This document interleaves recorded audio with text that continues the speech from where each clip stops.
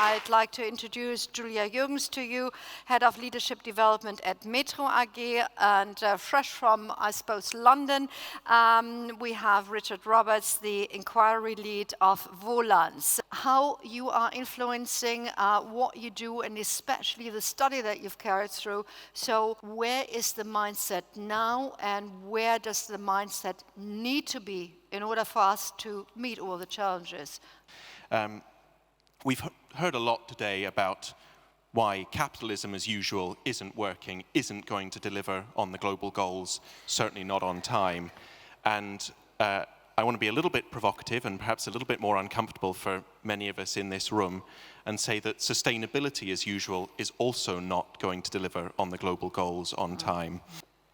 The problem with sustainability as usual is that it tries to address systemic challenges like climate change, like creating a fair and inclusive economy, with primarily incremental single organization by single organization approaches. Why is it so hard to rock the boat? Why is it so hard, despite maybe systemic changes, as in line with what Richard said, are in place? Why is it so hard to move around, particularly those huge tanker ships, those huge corporations that have so much power and impact? Behavioral change requires wanting from the heart and not only from the head.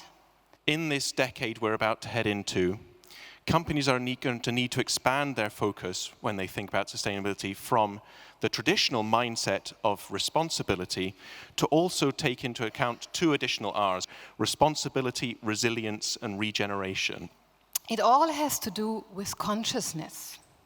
It has to do with consciousness of our own values, our purpose, as so often mentioned here today, or the meaning of our life, but also consciousness of our internal barriers. To get to where we need to get to deliver on the global goals on time, is going to require extraordinary courage from people working in all different sectors, but particularly working in business over the next 10 years.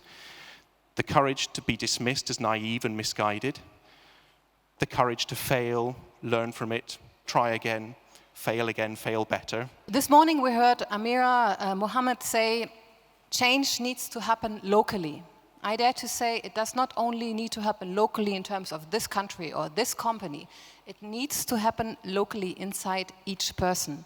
So personal transformation comes first. Personal transformation is a basic requirement for systemic change. What would it look like if each of us acted with that level of radical intent, that level of clarity of purpose, and with that willingness to accept the personal and professional cost for having the courage of our convictions?